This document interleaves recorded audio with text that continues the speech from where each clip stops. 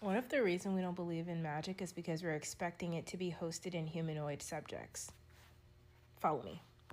I just saw this video of what butterflies' wings look under a micro lens, and they all look like different shapes that are found organically in nature, like very, really intricate shapes and patterns on a micro level.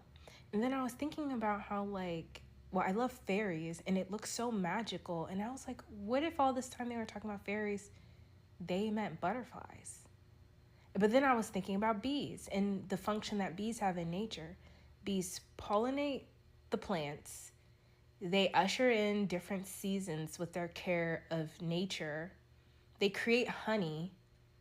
Honey is used in a lot of like rituals cross culturally.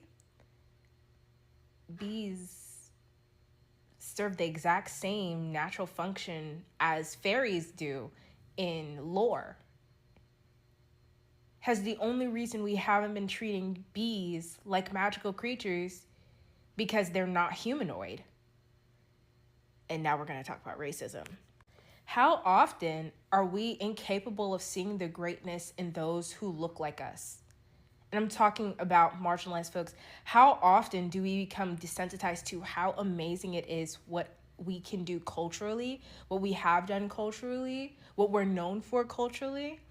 We're desensitized to it because we're expecting to see greatness in the white form.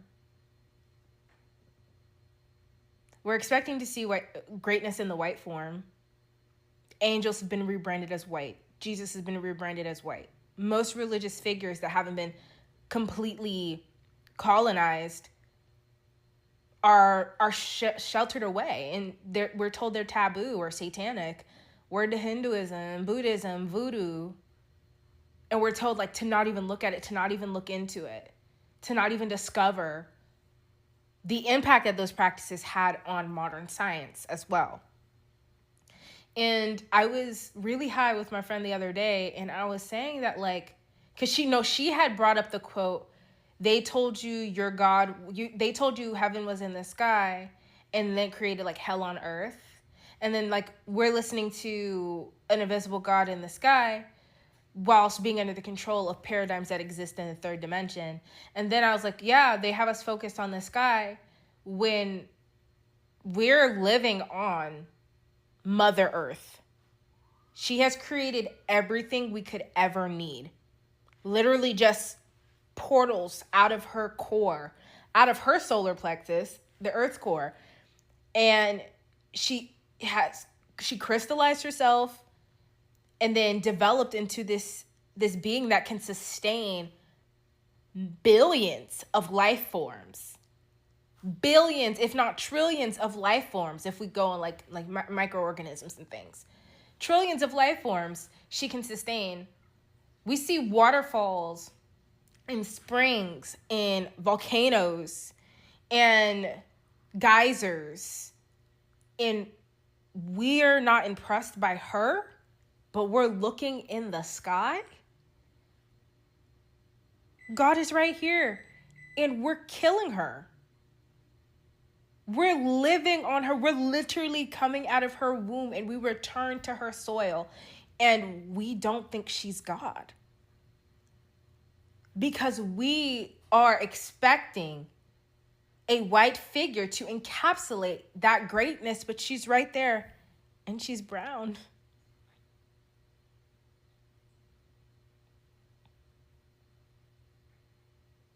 So there's God.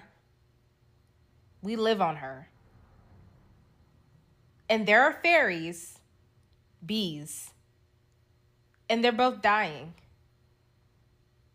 at rates that you can't even comprehend. And we're just waiting on a major change or a major transition to be in a different place when we have everything we need here. That's a lack of gratitude. She has everything. Every fruit, every vegetable, any type of protein, metals, everything that you need. She has made it. And we act like she's secondary to something that you can't even see. But she's right here. And does that not reflect how we treat, like, familiarity breeds disrespect. That's what they said. Familiarity breeds disrespect. Or sorry, familiarity breeds contempt, but it also breeds disrespect.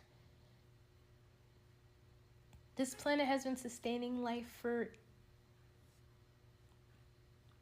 millions of years. And she's not a god?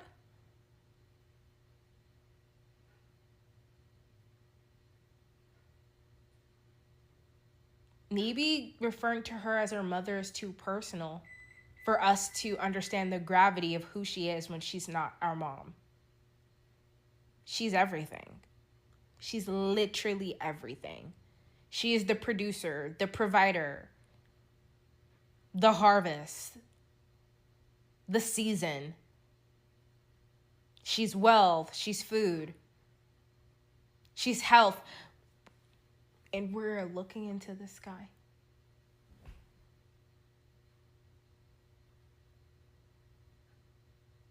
But she's multifaceted. She's the water, she's the earth, she's the volcanoes, she's the metals. It's all different parts of her. But we compare like the portal of humanity, like the XX form. The portal of humanity, and it's like our wombs, water. They look like waterfalls, crevices, deep tunnels of water is the entire XX form. But we ignore her. She birthed this entire reality, and she's dying, and we treat it as secondary to our plights as beings.